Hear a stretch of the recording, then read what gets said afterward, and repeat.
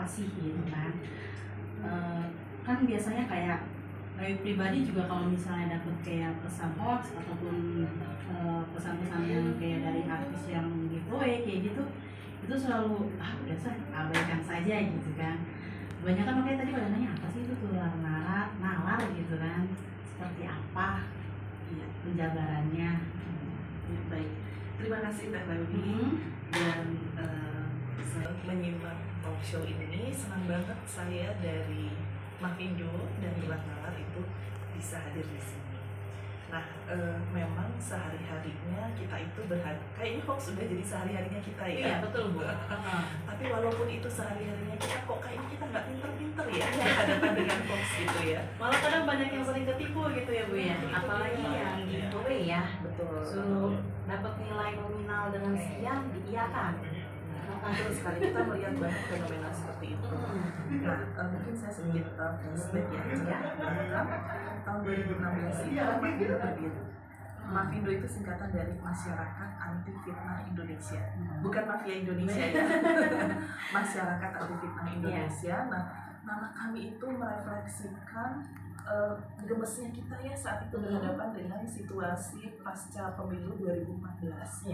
Banyak sekali berita-berita yang tidak bisa dipercaya beredar, informasi lewat WhatsApp lah, mengaku-ngaku link satu lah itu valid dan sebagainya gitu, kayaknya tuh heboh banget gitu ya.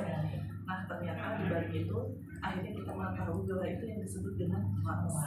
Nah cuma kita nggak bisa diem aja ya, udah tahu seperti itu terus lingkungan keluarga kita terpengaruh, terpecah belah, mau itu grup pekerjaan, pertemanan, keluarga. Akhirnya kita memutuskan, ayo kita harus melakukan sesuatu. Mavindo itu awalnya kerjanya cuma periksa fakta. Jadi ada hoax, terus kita klarifikasi bareng-bareng. Artinya memeriksa ya Bu ya? Kita periksa, kita klarifikasi, terus disebarkan.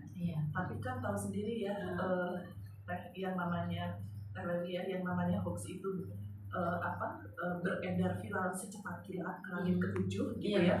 Kita yang menyebarkan klarifikasinya, yang bikin capek-capek itu paling cuma kena ke beberapa orang aja gitu. Nah kita lalu merasa ini nggak bisa kalau begini aja. Kita harus membuat gerakan komunitas bersama-sama. Karena kalau kita nggak membuat gerakan seperti itu, ya akhirnya yang pinter itu aja ya, mulutnya di situ-situ aja. Masalah tidak terselesaikan, sementara hoax itu udah membuat Indonesia jadi negara darurat lah ya, waktu itu Indonesia tuh darurat hoax banget gitu. Nah itu yang membuat kami kemudian mendirikan komunitas Mavindo. Lalu dari situ kita melakukan berbagai upaya untuk memberantas hoax, bukan hanya periksa fakta tapi juga training-trainingnya, pelatihan-pelatihannya, termasuk juga kita melakukan kampanye-kampanyenya. Nah, Tular Nalar itu adalah program yang dilaksanakan oleh Mavindo, berdiri sebenarnya di tahun 2020. Ya. Berarti belum lama juga ya Bu ya? Belum lama, 2020. Masih ingat 2020 itu masa-masa apa tuh? Pas kita tiba-tiba terkena sebuah wabah. COVID ya. COVID, betul sekali. Nah, zaman COVID itu kita menghadapi tantangan baru. Jadi semua tiba-tiba harus digital ya. Tapi apakah kita siap? Nah itu dia. Ternyata kita nggak siap. Setelah digitalisasi, libur belajar lewat digital bingung. Pelayanan rumah sakit, banyak yang sakit tapi nggak boleh ke rumah sakit gitu ya. Banyak yang butuh pelayanan pemerintah tapi nggak boleh. Serba harus pakai aplikasi, gimana? Jadi dia gitu ya. Kayak isolasi di rumah ya Bu ya? Betul, isolasi di rumah. Berarti kita satu-satunya hanya bisa berhubungan lewat digital, handphone dan sebagainya. Tapi kita nggak tahu bagaimana memanfaatkan itu. Dan pada saatnya hoaxnya juga gila-gilaan.